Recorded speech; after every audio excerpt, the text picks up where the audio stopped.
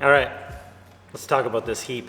So, clearly, it's on the dyno. We're ready to start thrashing on this, but I wanted to go over kind of like a little Q&A on the car and some questions we've been asked in the YouTube comments and stuff like that, and I just want to clarify a few things, plus I have a couple questions for you guys.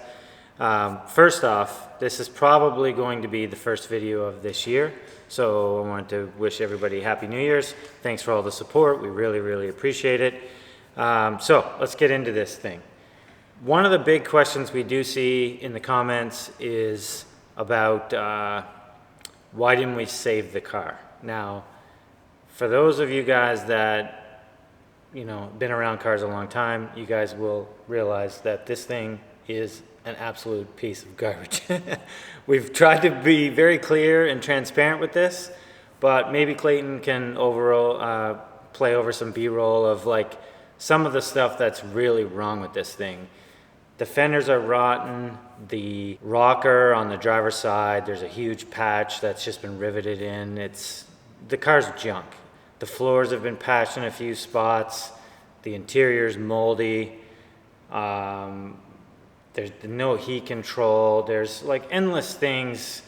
There's springs pulling the brakes in the back to release the e-brake. There's multiple things in this thing that's part of the reason why we only paid what did we pay? $400 Canadian for it, which is like $300 US for it. So it was a running car. It's junk. It's clearly evident to most people, but for those that aren't sure, trust us, the car's garbage. All we've done is prolonged its life by bringing it on as a little bit of a project. So yes, to clear it, it's garbage. If you can't tell in the videos, we're sorry, but there's no saving this car. It's complete garbage. The paint has been, it's been spray bombed. The front end's been loosely put on originally when we got it. There's scratches all over it. There's rust over the body.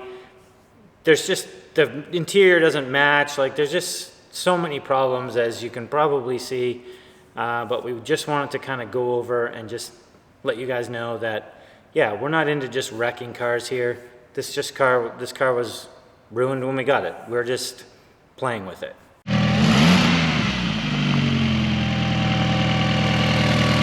What is this? That's the water bath injection right there. Yeah, is that what that is? Stick that in there. This is the ultimate hoopty, Clayton. Spray bomb, ultimate hoopty. So it got the automatic window conversion.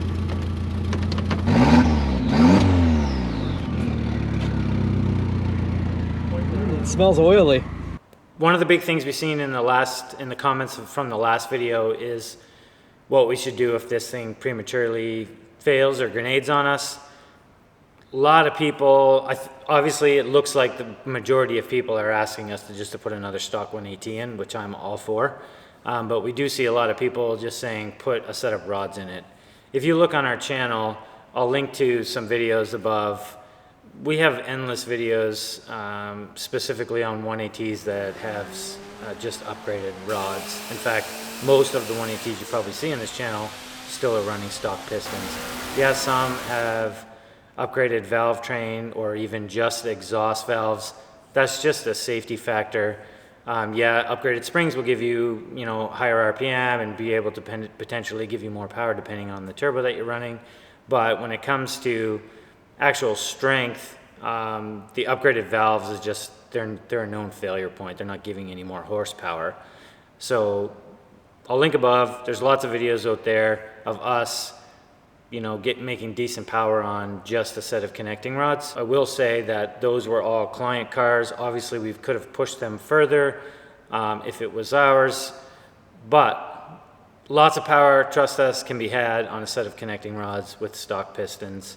Typically, we stop around the 500 horsepower range with that combination. So yeah, we're likely, if this thing prematurely fails, we're probably just going to stick a stock 180 back in it and see how far we can go with it. Next question was in relation to the fueling. The reason we did the big changes in the fueling setup is it's looking like we're probably going to do another project like this again. Not sure of the platform, not sure of the engine yet. Obviously a Volkswagen or Audi of some sort, but we wanted to basically have a fuel system that could transfer over easily to the next car. So yeah, it doesn't totally make sense for this car. However, we're running E98, which is like 40% more fuel requirements. So the stock fuel lines and stuff like that become a limitation anyways. So with what we did with the fuel setup, for one, it prevents any limitations on fueling in this chassis. Two, it's going to help us be able to just move it into another car really easily. So that's why we've done that. Oh, yes, the next thing is, for those that are kind of just new to the channel and jumping on board, I'll link above to this whole kind of build that, and the reason why we've done this and the reason why we've got to this point. Some people that are new jumping on board, I've seen comments of like, oh, I've lost respect for your channel because the way you're butchering this thing. This is not what we typically do. This is strictly for fun, and it's fun being able to hack on something and not care, and that's exactly what this thing is. So, link above to the whole like little series we've done on this car. The next question on the list is a question for you guys. What do you think this old hoopty is going to make for horsepower? Leave a comment below with your guesses on wheel horsepower and wheel torque of where we end up. Now keep in mind, it may grenade prematurely. We may stop based on our comfort level because we might want to take it out on the road if it happens to make good power. But leave a comment below. We'll put a little care package together for whoever's the closest. The only prerequisite is you need to be a subscriber to the channel. That's it. So leave your guesses below. Okay, so I think that's pretty much all I wanted to talk about. We're ready. We're at the point of it's do or die, I guess, for this thing. So we want to thank everybody again for following along and all the new subscribers. Thanks to all the patrons who've supported kind of what's going on with this thing.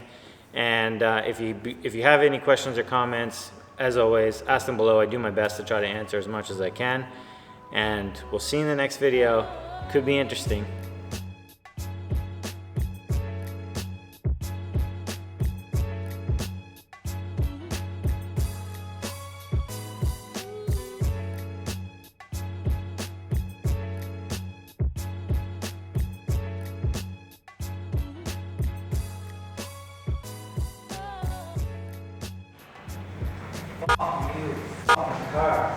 This is going to be tough to edit, Clayton, because I'm not comfortable doing this. Don't put that in the video. I have to redo that. Oh God, here we go. In the YouTube, oh my God. Clayton, you're going to enjoy this. You have to cut all that out, Clayton. Starting over. Oh my God. I don't know how to word this. I can't do this, man. Fuck. We're gonna try again. I am not a vlogger, for those following along. But if you know me, I can talk for hours. But talking in front of a camera, not so good. Oh my fuck, this is fucking hard. This is fucking brutal, man. Clayton, it would be good to, oh my fuck. Closest in general, not over under. Or is that over under?